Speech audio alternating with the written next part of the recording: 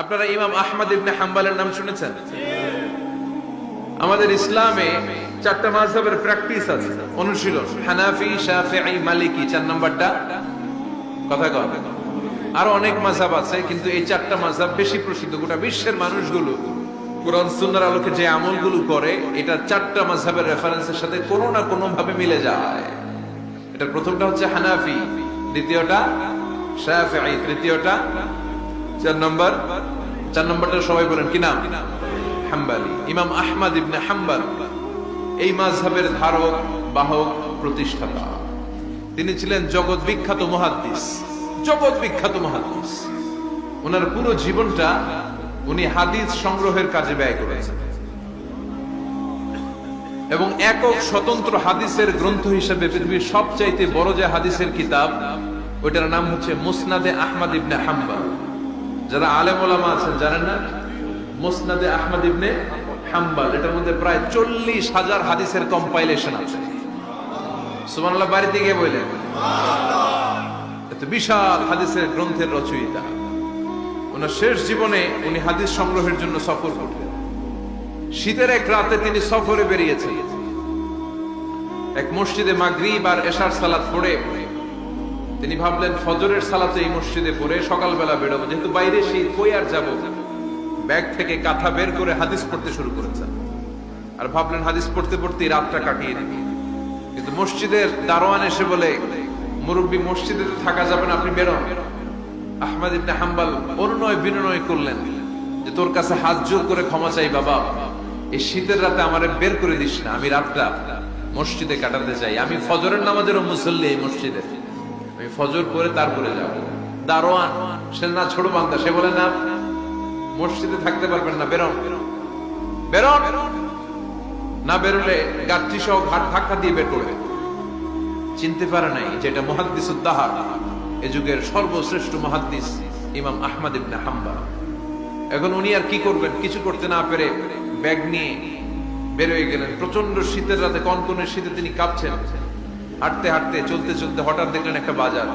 ওই বাজারে এক খাব্বাজ, রুটির দোকানদার, শাবুন খাব্বাজ, যুবক রুটি বানাচ্ছে। যে সালাম দিলেন, আসসালামু আলাইকুম। বাবা, শীতের রাতে বিপদে পড়েছে, যাওয়ার জায়গা নেই। তোমার যে চুলাতে তুমি রুটি বানাও, এই চুলার পাশে বসে যদি সারা রাত আমি কাটিয়ে দেই আর চুলা থেকে আগুন পোয়াই, তোমাকে কোনো ক্ষতি হবে? যুবক বলেন, না না, কোনো ক্ষতি হবে না। আহলান ওয়া সাহলান, ইয়া মারহাবান বিক, খোশামদেদ, এটা তো খুশ নসিব আমার। আপনি আগুন পোহালে আমার সমস্যা কি? আসে। ইমাম আহমদ ইবনে হাম্বল যুবককে শুকরিয়া জানিয়ে, আল্লাহর শুকরিয়া করে চুলার পাশে বসে আবার হাদিস পড়তে লাগলেন। কিন্তু তিনি লক্ষ্য করলেন যে যুবকটা একটু পর পর আওয়াজ করে পড়ে আস্তাগফিরুল্লাহ। কি পড়ে? আটা দিয়ে রুটি বানায়, পড়ে আস্তাগফিরুল্লাহ। রুটির খামির বানায়, পড়ে আস্তাগফিরুল্লাহ। খামির গুলো দলা বেঁধে গোল গোল করে সাজিয়ে রাখে, আর কি পড়ে? বেলুন দিয়ে এগুলো বলে চুলার ভিতরে ঢুকায় দেয়, আর কি পড়ে? কেউ রুটি কিনতে আসলে তার হাতে রুটি তুলে দেয়, আর কি পড়ে? টাকা দিলে টাকা নিয়ে ক্যাশ বক্সে রেখে দিয়ে কি পড়ে? শুধু পড়ছে আস্তাগফিরুল্লাহ, আস্তাগফিরুল্লাহ। ইমাম আহমদ ইবনে হাম্বল তো অবাক, ঘটনা কি? এই যুবকের হলোটা কি? শুধু আস্তাগফিরুল্লাহ। তিনি হাদিসের কিতাবটা বন্ধ করে যুবককে জিজ্ঞেস করলেন, বাবা, আসার পর থেকেই দেখছি তুমি শুধুই পড়ছো আস্তাগফিরুল্লাহ, আস্তাগফিরুল্লাহ, আস্তাগফিরুল্লাহ। ঘটনাটা কি? কেন এত তুমি ইস্তিগফার করো? যুবক বলল, এটা আমার একটা চিরাচরিত আমল, সব সময় আমি এই আমলটা করি। আমি সব সময় ইস্তিগফারের সাথে আঠার মতো লেগে থাকি, আর সব সময় ইস্তিগফার করার কারণে আল্লাহ তাআলা আমাকে মুস্তাজাবুদ দাওয়া বানিয়ে দিয়েছে। মানে আমি দোয়া করলে দোয়া কবুল হয়ে যায়। এই জীবনে আমি যত দোয়া হাত তুলে করেছি, মুহূর্তের মধ্যে আমার দোয়াগুলো কবুল করে নিয়েছে কে? আল্লাহ। শুনে তো ইমাম আহমদ ইবনে হাম্বল অবাক, বলে কি, আনতা মুস্তাজাবুদ দাওয়া? তুমি মুস্তাজাবুদ দাওয়া? তুমি দোয়া করলেই কবুল? না, আনা মুস্তাজাবুদ দাওয়া। হ্যাঁ, আমি দোয়া করলেই কবুল হয়ে যায়। তুমি জীবনে যা দোয়া করেছো সব পেয়েছো? হ্যাঁ, আমি জীবনে যা দোয়া করেছি আমি সব পেয়েছি, সব দোয়া কবুল হয়েছে আমার জীবনে, শুধু একটা দোয়া ছাড়া। ইমাম আহমদ ইবনে হাম্বলের কৌতূহল আরো বেড়ে গেল। সব দোয়া তোমার কবুল হয়েছে, একটা দোয়া কবুল হয় নাই, সেটা আবার কি? যুবক বলতে আরম্ভ করলো, আমার যে দোয়াটা কবুল হয় নাই সেটা হচ্ছে আমি আল্লাহর কাছে অনেকবার দোয়া করেছি, আল্লাহ শুনেছি এই জামানার সবচেয়ে বড় মুহাদ্দিস, তার নাম নাকি ইমাম আহমদ ইবনে হাম্বল। আল্লাহ, তোমার কাছে আমার আকুতি, তোমার কাছে আমার মিনতি, আমি যেন এত বড় মুহাদ্দিসের হাতে হাত রেখে মুসাফা করতে পারি আর তার কপালে একটা চুমু দিতে পারি। আমার এই দোয়াটা আজও কবুল হয় নাই। আজও আল্লাহ তাআলা এই দোয়াটা কেন যে কবুল করেন আমি জানি না।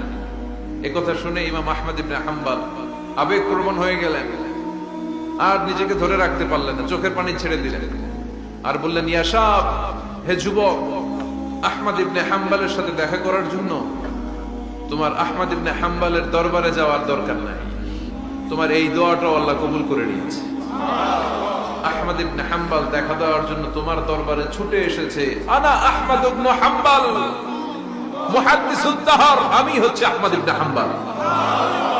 যুবক নিজেকে ধরে রাখতে পারে না, চোখের পানি ছেড়ে দিয়ে ওই যুগের সবচাইতে বড় মুহাদ্দিসকে জড়িয়ে ধরে হাতের মধ্যে হাত রেখে মুসাফা করে আহমদ ইবনে হাম্বলের কপালে চুমুকে দেয় আর আহমদ ইবনে হাম্বলের কাছে দোয়া চেয়ে বলল, ও ইমাম, রব্বুল আলামিন আমার জীবনের কোন দোয়া আজকে আর বাকি রেখে দেন নাই, এই যে এই দোয়াটা বাকি ছিল এই দোয়াটাও আল্লাহ কবুল করে নিয়েছে। এই দোয়াটাও খুব মুস্তাজাবুদ দাওয়া। আপনি সব সময় যদি ইস্তিগফারের সাথে আঠার মতো লেগে থাকতে পারেন, আপনি দোয়া করা মাত্র দোয়া কবুল করে নেবে কে? এজন্য সব সময় অবসরে বসে আছেন, বাস স্টেশনে বসে আছেন, সিএনজিতে চড়ে এক জায়গা থেকে আরেক জায়গায় যাচ্ছেন, বিছানায় শুয়ে আছেন, পড়বেন আস্তাগফিরুল্লাহ। কি পড়বেন? প্রাণ খুলে মন থেকে আওয়াজ করে সবাই পড়েন আস্তাগফিরুল্লাহ। আবারও পড়েন আস্তাগফিরুল্লাহ, চিল্লায় পড়েন আস্তাগফিরুল্লাহ। বিশ্বনবী ইস্তিগফারের অনেকগুলো আলফাজ শিখিয়েছেন, সবচেয়ে সহজ যেটা শিখিয়েছেন সেটার নাম হলো আস্তাগফিরুল্লাহ। বিশ্বনবী জামাতে সালাত শেষে সালাম ফিরিয়ে আওয়াজ করে পড়তেন আল্লাহু আকবার, তারপরে 3 বার পড়তেন আস্তাগফিরুল্লাহ আস্তাগফিরুল্লাহ আস্তাগফিরুল্লাহ। পড়ার দরকার আছে না নাই? পড়তে রাজি আছেন তো? সালাম ফেরানোর পরে কি পড়বেন? নাকি দোয়া করার জন্য পাগল হয়ে যাবে? আল্লাহুম্মা আমিন ইয়া আরহামার রাহিমিন, আছে না নাই? পাগল হয়ে যায় দোয়া করার জন্য, কিন্তু তাসবিহগুলো পড়তে চায় না। বিশ্বনবী লম্বা তাসবিহ পড়তেন, সালাম ফেরানোর পরেই আস্তাগফিরুল্লাহ পড়তে রাজি আছেন? আবার বিশ্বনবী বললেন, যে ব্যক্তি পড়বে আস্তাগফিরুল্লাহ আল্লাযী লা ইলাহা ইল্লা হুয়াল হাইয়ুল কাইয়্যুম ওয়া আতুবু ইলাইহি, যুদ্ধের ময়দান থেকে যদি কেউ পালিয়ে যায় তার কোনো মাফ নাই। এটা অনেক বড় কবিরা গুনাহ, আত-তাওয়াল্লি মিন ইয়াউমিজ যাহফ, যুদ্ধের ময়দান থেকে পালালে ওর কোনো মাফ নাই। বিশ্বনবী বলেন, যুদ্ধের ময়দান থেকে পালিয়ে এসেছে কোন মুসলিম সৈনিক, সেও যদি এই আস্তাগফিরুল্লাহ আল্লাযী লা ইলাহা ইল্লা হুয়াল হাইয়ুল কাইয়্যুম ওয়া আতুবু ইলাইহি মন থেকে পড়ে, তার জীবনের গুনাহ আল্লাহ মাফ করে দিবে।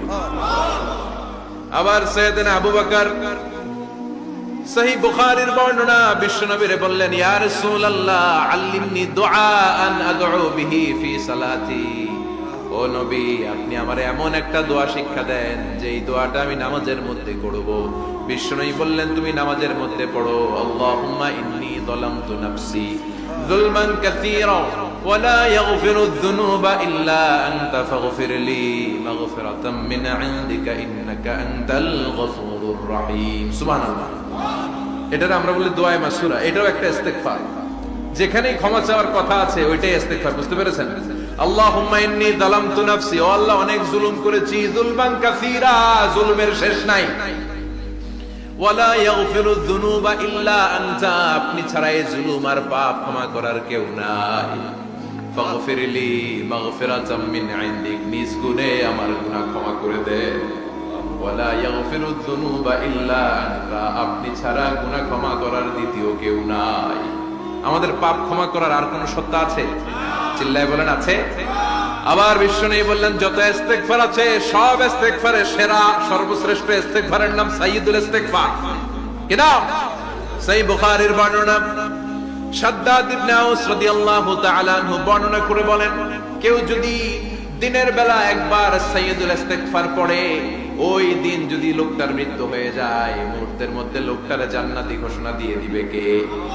রাত্রি বেলা যদি কেউ সাইয়্যিদুল ইস্তিগফার একবার পড়ে, ওই রাতে ইন্তেকাল হলে তার জীবনের সব গুনাহ মাফ করে দিয়ে ওই লোকটারেও জান্নাতি করে দিবে কে? দিনে যদি সাইয়্যিদুল ইস্তিগফার একবার পড়েন, ওই দিনে ইন্তেকাল করলে আপনি জান্নাত। রাতে যদি সাইয়্যিদুল ইস্তিগফার কেউ পড়েন, ওই রাতে ইন্তেকাল হলে আপনি জান্নাতি। এটা সহিহ বুখারীর বর্ণনা। সব ইস্তিগফারের রাজা, শ্রেষ্ঠ ইস্তিগফার মুখস্থ আছে না? কার কার মুখস্থ আছে? হাত তুলে। সাইয়্যিদুল ইস্তিগফার মুখস্থ আছে কার? মাশাআল্লাহ, তাবারাকাল্লাহ। এটা আপনাদের বাড়ির কাজ দিলাম। যাদের মুখস্থ নাই তারা গুগলে সার্চ করবেন সাইয়্যিদুল ইস্তিগফার, লেখামাত্রই পেয়ে যাবেন। বইতে আছে, বিভিন্ন ইসলামিক দোয়ার বইতে আছে, গুগলে ইউটিউবে সার্চ দিলে পেয়ে যাবেন। এই সাইয়্যিদুল ইস্তিগফার প্রতিটা মুমিনের অন্তরে থাকার দরকার আছে না নাই? আল্লাহুম্মা আনতা রাব্বি লা ইলাহা ইল্লা আনতা খালাকতানি ওয়া আনা